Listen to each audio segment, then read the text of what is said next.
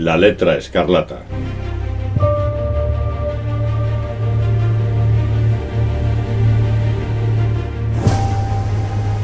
La puerta de la prisión.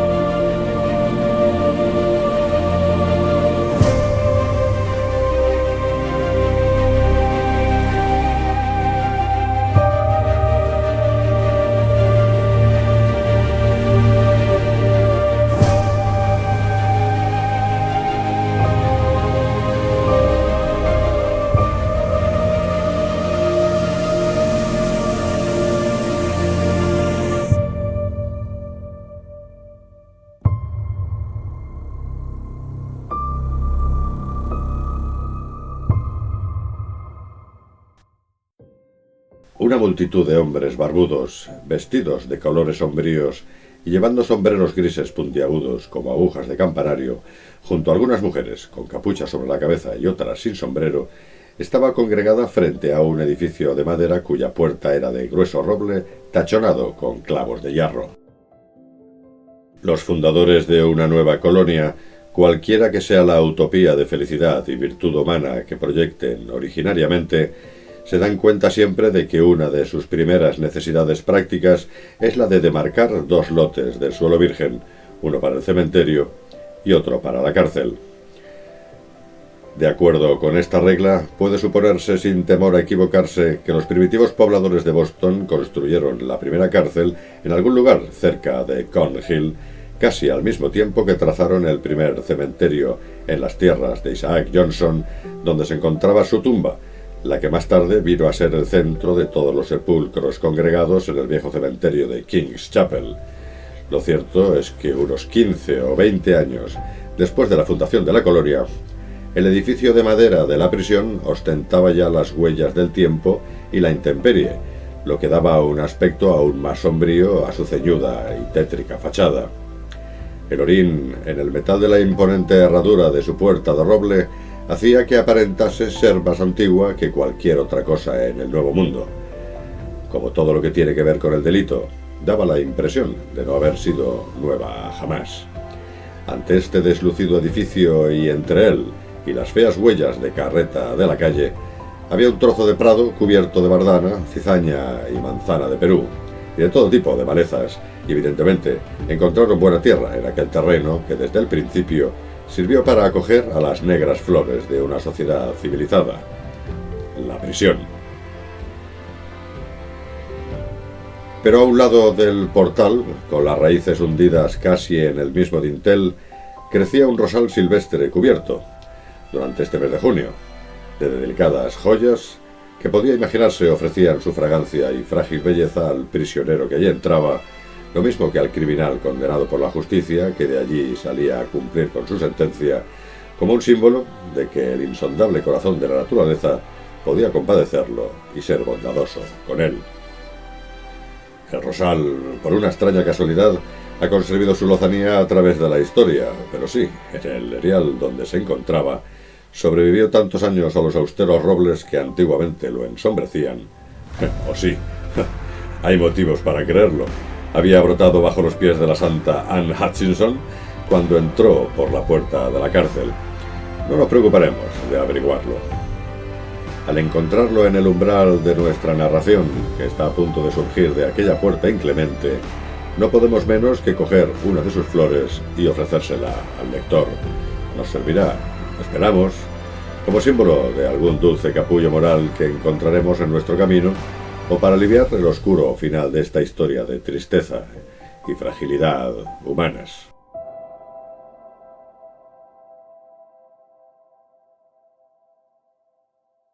La plaza del mercado. En la calle de la prisión, en el prado frente a esta, Una mañana de verano de hace no menos de 2 siglos, se hallaban reunidos gran parte de los habitantes de Boston, todos con los ojos fijos en la puerta de roble tachoneada de clavos de hierro. En cualquier otro pueblo, o más tarde en la historia de Nueva Inglaterra, la sombría rigidez que endurecía a los barbudos rostros de esa buena gente hubiera sido augurio de terribles acontecimientos. Hubiera significado que, por lo menos, esperaban la anunciada ejecución de algún criminal famoso, y que la sentencia de un tribunal legal no había hecho más que confirmar el veredicto del sentimiento popular respecto al entredicho. Pero, dada la severidad característica de las costumbres puritanas, no se podía hacer conjeturas de esta naturaleza. Podía muy bien ser que un siervo perezoso o un niño rebelde, entregado por sus padres a las autoridades civiles, fuera a ser azotado públicamente. Podía significar que un antinomian o un cuáquero o algún miembro de cualquier otra secta heterodoxa fuese expulsado ignominiosamente del pueblo, o que un indio vagabundo y holgazán, a quien el agua de fuego del hombre blanco había inducido a armar alborotos en las calles, fuera a ser arrojado al bosque con el cuerpo lleno de cardenales. También podía ser que una bruja, como la vieja señora Higgins, la malhumorada viuda del juez de paz, fuese a morir en el cadalso. En cualquier caso, los espectadores adoptaban siempre la misma actitud solemne, como cuadraba a un pueblo para el cual la religión y la ley eran casi lo mismo, y cuyas instituciones estaban tan completamente entremezcladas que tanto los más severos como los más simples castigos públicos se convertían en ceremonias. Así era escasa y fría la compasión que el culpable podía esperar de la muchedumbre que rodeaba el patíbulo.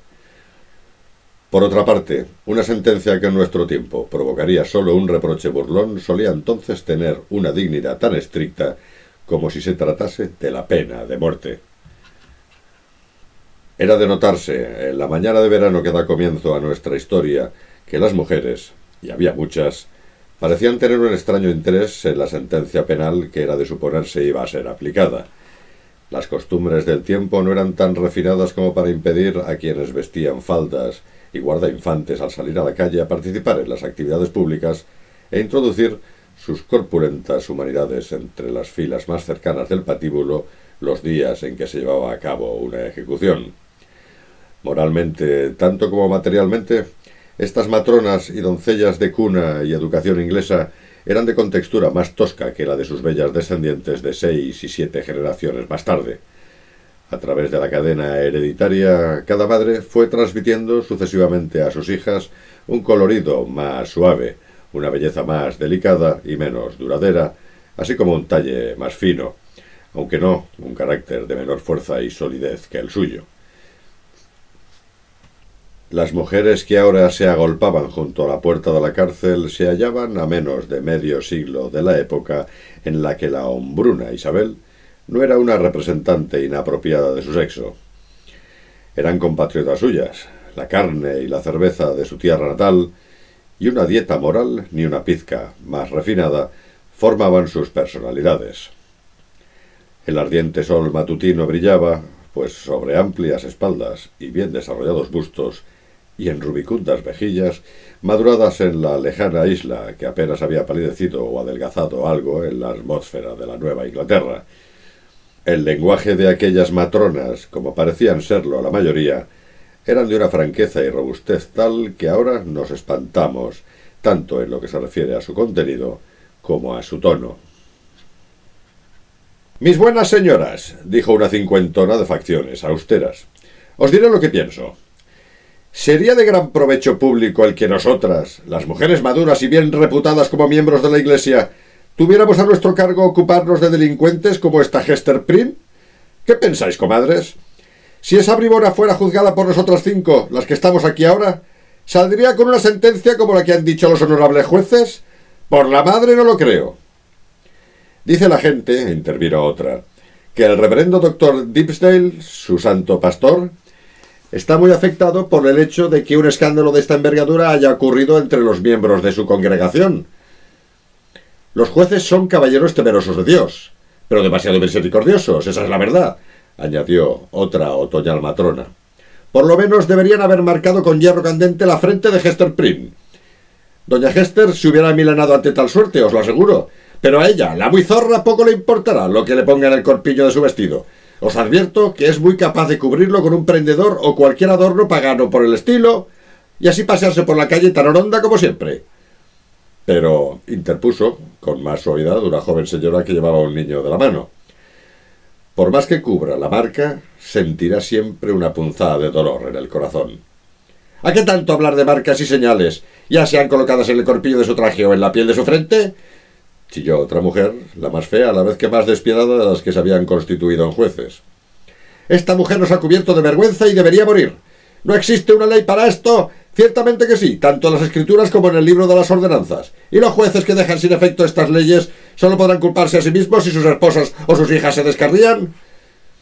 «Tened piedad de nosotros, buena mujer», exclamó uno de los hombres que por allí se encontraban. «¿Es solo virtuosa la mujer que teme al cadalso? Vuestras palabras son muy duras, pero callad, comadres. Ya descorren los cerrojos de la cárcel y aquí viene ahora la señora Prynne en persona».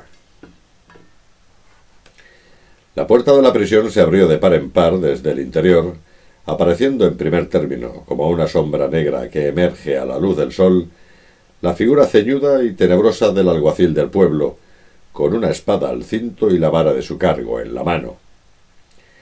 El aspecto de este personaje era como la imagen viva de la lúgubre severidad del Código de Leyes Puritanas, cuyo deber era administrar su castigo al culpable con toda la diligencia y severidad del caso.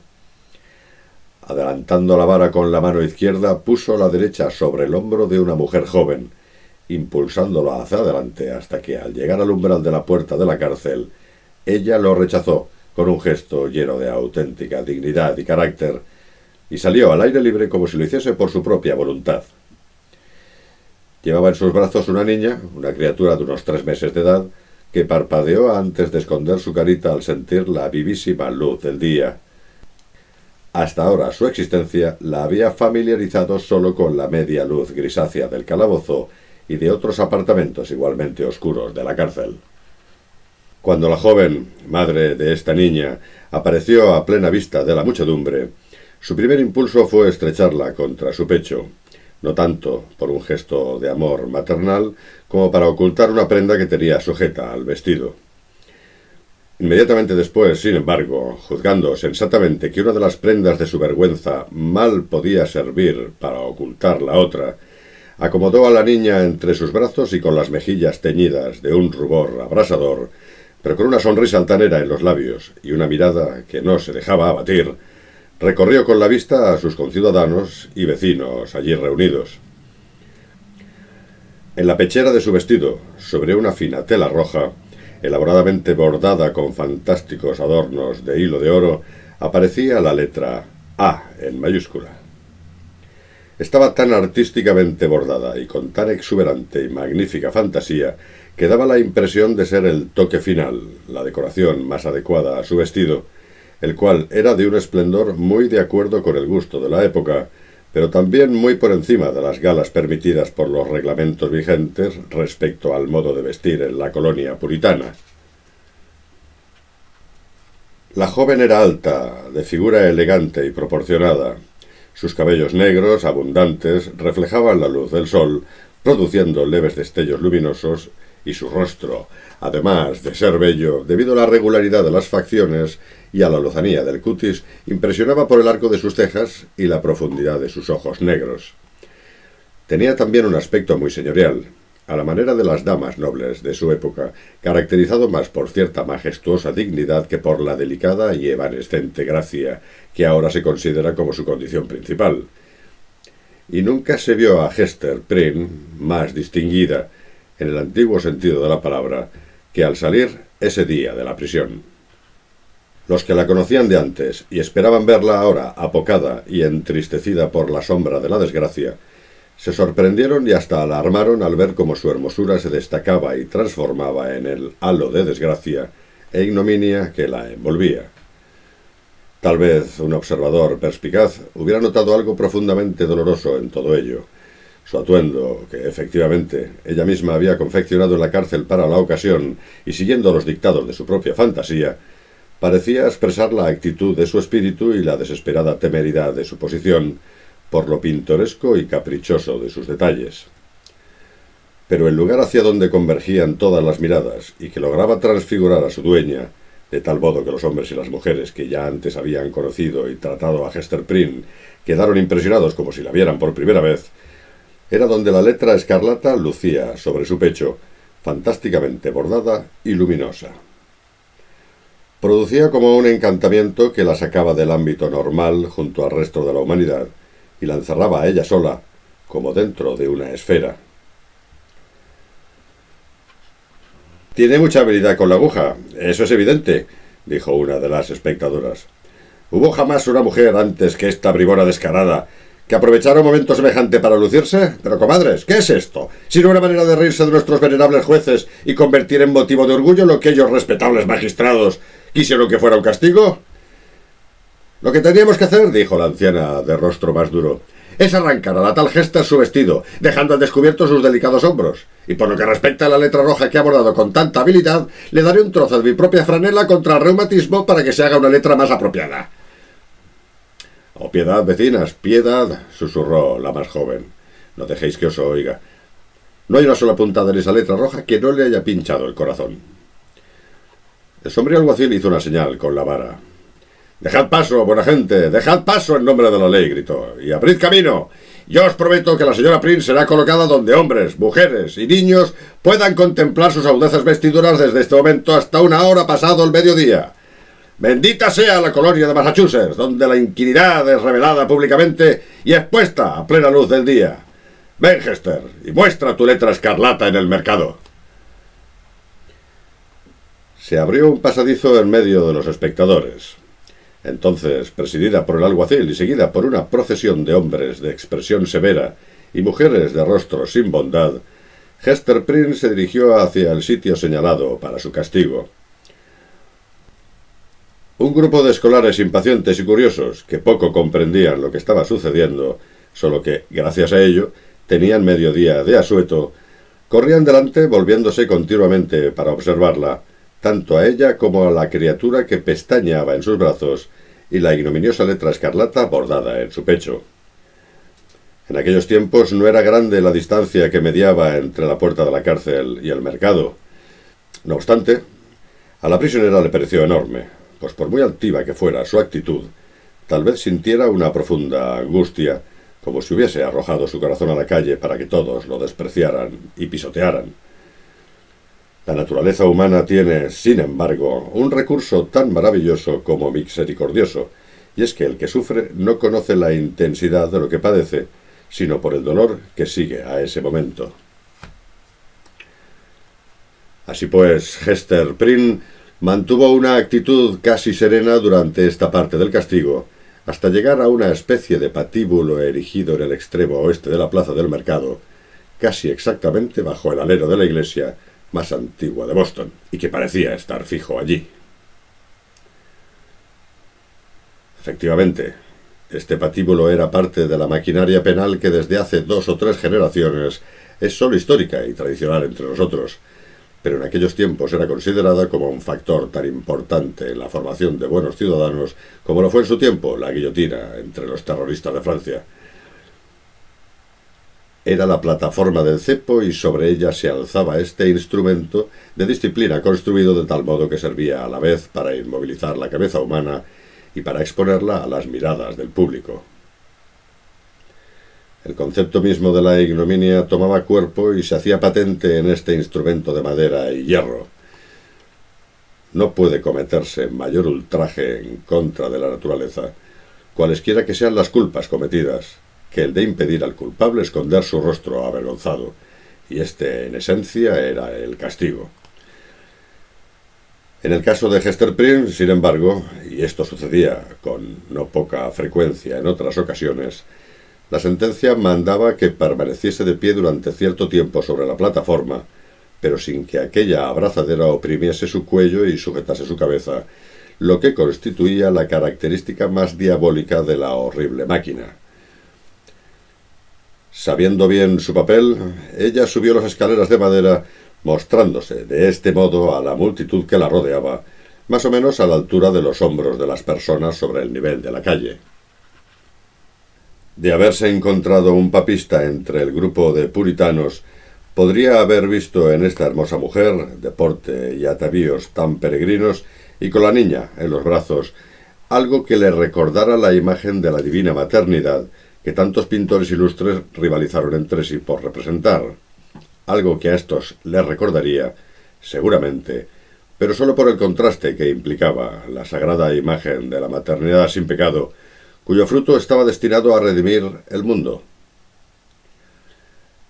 Aquí, en cambio, estaba presente la mancha del peor pecado contra la cualidad más sagrada de la naturaleza humana, de tal modo que la belleza de esta mujer ensombrecía al mundo, y esa niña que llevaba en sus brazos era el símbolo de su perdición.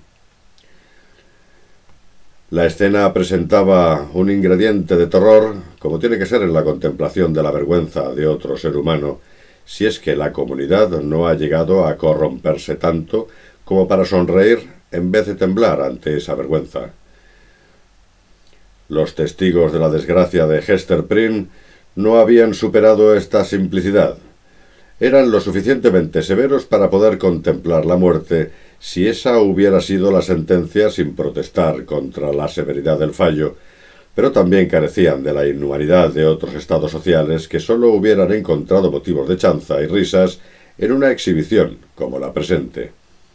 Y, aun si hubiera existido una leve propensión a ridiculizar el asunto, ésta hubiera sido reprimida y dominada por la solemne presencia del gobernador, varios consejeros, un juez, un general y los ministros de la ciudad que se encontraban de pie o sentados en un balcón del Meeting House, mirando hacia la plataforma.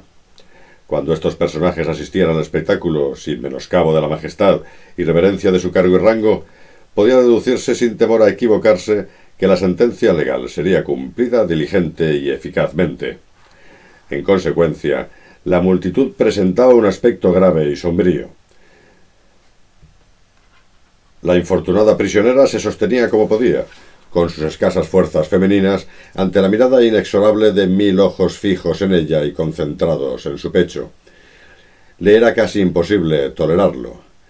De naturaleza impulsiva y apasionada, había tratado de fortalecerse para aguantar los aguijones y las venenosas puñaladas de la animadversión pública que descargaría sobre ella toda clase de insultos.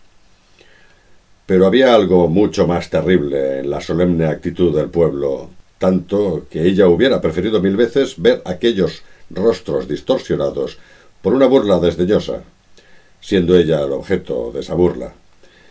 Si hubiera brotado un estallido de risa de la multitud, al que cada hombre, cada mujer, cada voz infantil contribuyese individualmente, Hester Prynne hubiera podido corresponder con una amarga sonrisa cargada de desprecio. Pero bajo el pesado castigo que era su sino soportar, por momentos sentía como si fuera a ponerse a gritar con toda la fuerza de sus pulmones y arrojarse del cadalso hacia el suelo, o volverse loca allí mismo. Sin embargo, había instantes en que toda la escena, cuya figura más conspicua era ella, parecía desvanecerse, o por lo menos sólo aparecía confusamente ante sus ojos como una masa de imágenes espectrales imperfectamente dibujadas. Su mente, sobre todo su memoria, desarrollaba una actividad casi sobrenatural y continuamente presentaba ante sus ojos otras escenas bien diferentes a la de esta fea calle de un pequeño pueblo en la frontera de las estepas del oeste. Rostros distintos a los que se enfocaban hacia ella bajo el ala de sus sombreros puntiagudos como campanarios de iglesia. Reminiscencias, las más insignificantes y fútiles, episodios de su infancia y sus días escolares, los juegos, las riñas infantiles, las pequeñas características domésticas de sus años de soltera, se agolpaban en su mente, entremezclados con los recuerdos más serios y graves de los años subsiguientes. Cada cuadro tan vivido como el anterior, como si todos tuvieran la misma importancia o todo fuera solo una comedia. Posiblemente era este un recurso instintivo de su espíritu para aliviar, al exhibir esas formas fantasmagóricas, el peso cruel y duro de la realidad.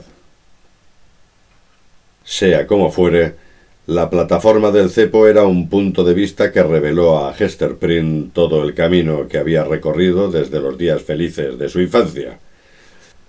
Mientras permanecía de pie a aquella altura ignominiosa, vio nuevamente su pueblo natal en la vieja Inglaterra y su casa paterna. Una deteriorada casona de piedra gris, de aspecto miserable, pero aún con un escudo de armas medio borroneado sobre el portal como insignia de antigua nobleza. Vio el rostro de su padre, de frente despejada y venerable barba blanca, que flotaba sobre la anticuada gorguera isabelina, también el de su madre, con ese aspecto de amorosa ansiedad y vigilancia que siempre conservaba en su recuerdo y que, aun después de su muerte, había sido a menudo como un obstáculo de tierno reproche en la senda de su hija. Vio su propio rostro, iluminado por juvenil belleza, haciendo relumbrar el opaco espejo en el que solía mirarse. Allí vio otro rostro, el de un hombre avanzado en años, un rostro delgado, pálido, de aspecto estudioso, con los ojos turbios y legallosos a causa de la luz artificial, que le había servido para hundirse en la lectura de tantos sesudos volúmenes. No obstante, esos mismos ojos legañosos tenían un extraño poder de penetración cuando su dueño se proponía leer en el alma humana. Este personaje estudioso y casi monástico que la fantasía femenina de Hester Prynne no pudo menos de recordar, era algo deforme, pues tenía el hombro izquierdo ligeramente más alto que el derecho. Luego surgieron ante ella, en la galería de sus recuerdos, las callejuelas estrechas e intrincadas, las casas altas y grises, las enormes catedrales y los edificios públicos, de factura antigua y pintoresca arquitectura, de una ciudad europea donde una nueva vida le esperaba, relacionada aún con el contrahecho erudito, una vida nueva que sin embargo se alimentaba de materias gastadas por el tiempo, como el penacho de verde musgo sobre un muro en ruinas. Finalmente, en vez de las cambiantes escenas, apareció de nuevo la tosca plaza del mercado del poblado puritano, con la muchedumbre reunida paseando sus severas miradas sobre Hester Prynne, sí, sobre ella misma, que permanecía en la plataforma del cepo con una criatura en los brazos y la letra A, de color escarlata, fantásticamente bordada con hilo de oro sobre su pecho. ¿Sería verdad? Estrechó a la niña con tanta fuerza entre sus brazos que ésta dejó escapar un grito. Volvió sus ojos hacia abajo para mirar la letra escarlata, tocándola incluso con el dedo para asegurarse de que tanto la niña como la letra eran reales. Sí, estas eran las realidades de su vida, y todo lo demás había desaparecido.